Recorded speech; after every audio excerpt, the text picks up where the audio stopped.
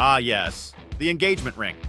That tiny, overpriced halo of bling that society insists must sparkle like the surface of the sun and cost roughly as much as a used car. Because obviously nothing screams eternal love like being guilt-tripped into a five-figure purchase. But have you ever stopped to ask yourself, why? Why a diamond? Why 3 months' salary? And who decided this shiny pebble would be love's ultimate symbol? Was it Cupid? Shakespeare? Beyonce? Oh no, sweet summer child. It was a bunch of marketing execs. Let's travel back to the 1930s, where the diamond industry wasn't doing so hot.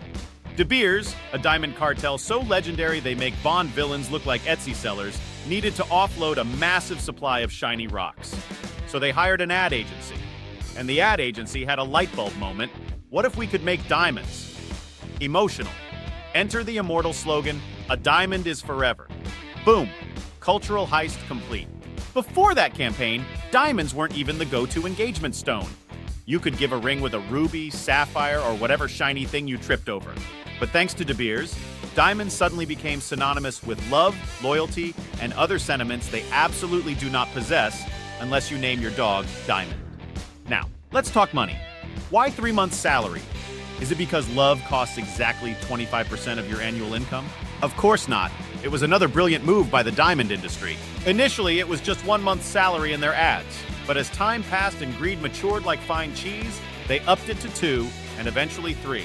Because clearly, if you love someone enough, you'll financially ruin yourself for them. And society bought it. Hook, line, and mortgage payment. But here's the twist. In some traditions, the engagement ring wasn't about love at all. It was insurance. Yep, financial protection wrapped in 14-karat gold. If a man canceled the engagement, the woman could keep the ring as compensation. Basically a blingy prenup on your finger. And after the wedding, if anything happened to the husband, the ring could be sold for survival. Romantic, isn't it? Nothing says forever like pawning your past. Still not convinced it's all marketing wizardry? Let's bring in a legend, Morgan Freeman. Ever notice he wears a gold earring? That's not just a fashion statement from a man who can narrate God himself. It's practical. Allegedly inspired by pirates and Vikings, the earring is said to cover the cost of, let's call it your final voyage. Pirates didn't just wear gold to look cool.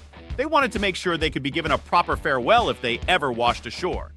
Vikings, same idea. Jewelry as post-mortem currency. So really, these flashy accessories weren't about status or style. They were portable savings accounts, just in case.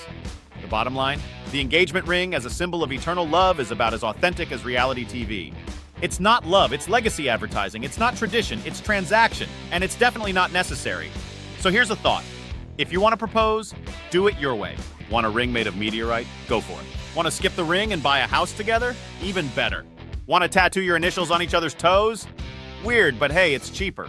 Just remember, love isn't measured in carats, and commitment isn't bought from a jeweler. Do what feels meaningful to you, not what an ad campaign from 1938 told you to.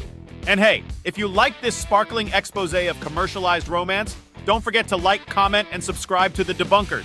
Tell us in the comments, what ridiculous price tag have you seen on a ring? Or better yet, what would you spend 3 months' salary on instead? But hey, just remember what they say. Happy wife, happy life.